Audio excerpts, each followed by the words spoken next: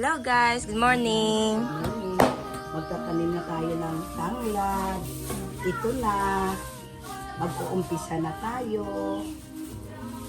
Ganito talaga ang buhay.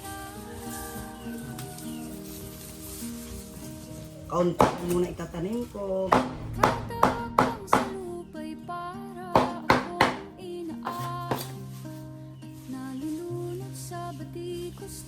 Magtatanim na tayo paunti-unti. Kayo mga friend, magtanim na kayo. Huwag na kayo mag-asa ng tanim ng iba. Magtanim na kayo kahit kaunti lang. Para gagamitin nyo sa magluto na kayo ng manok. Mayroon kayong gagamitin. Ito na. Ito na ang atin itatanim. Mga ka-friend ko, naghihingi ng mga tanim, magtanim na kayo ng tanglad. Ito na. Alam mo, huwag kayo tama.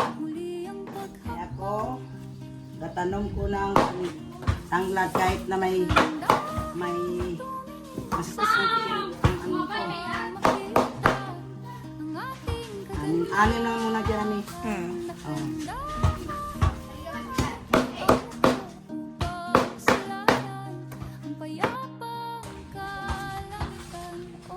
Dali lang na.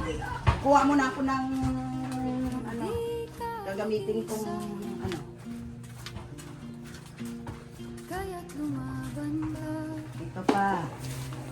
Ito pa tatanim ni nanay. Ito yung gagamitin ni nanay sa pagtatanim. Ito na.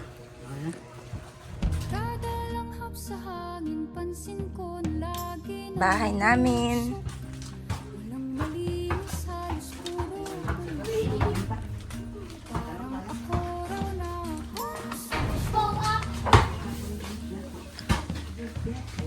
Pupunta na kami sa aming uma at doon kami magtatanim.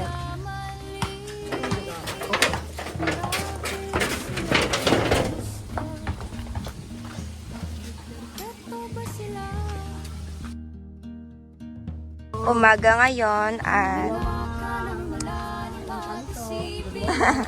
Mga engkanto dyan.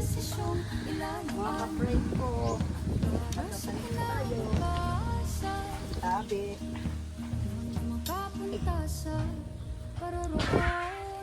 hello guys.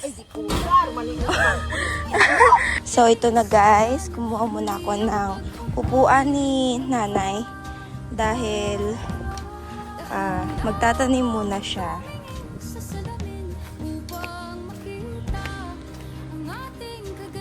Ito na, Nay. Ito na.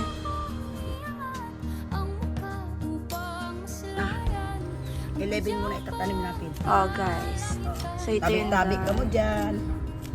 Mga ka-friend ko nga mga engkanto. Tabi-tabi mo dyan, mga tabi. Mga ka-friend ko. Magtanim na tayo. Dahil na, umulan na. Ganito talaga ang buhay. Dapat magtanim tayo. Ang ganda ngayon, 11 na, no? 11. Itatanim natin 11. 11 na. 11 na piraso. 11 na piraso. Dahil wala tayong hanglap. Ang hirap hanapin ang tanglad na yun. Lumalambot na yung lupa. Dahil umulan kagabi.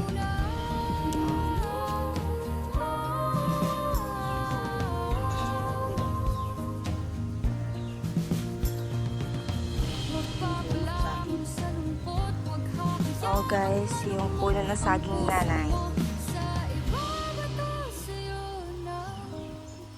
Ito ang itatanim. Dahil may gamot pa siya. Ito. At saka, itong isang piraso, dadami ito.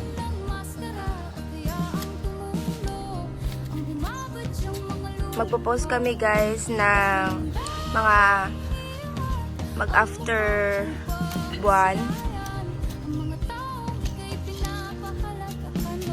So ito yung before. Ito pa.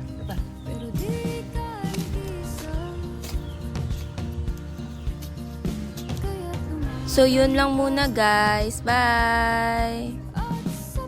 Thank you for watching!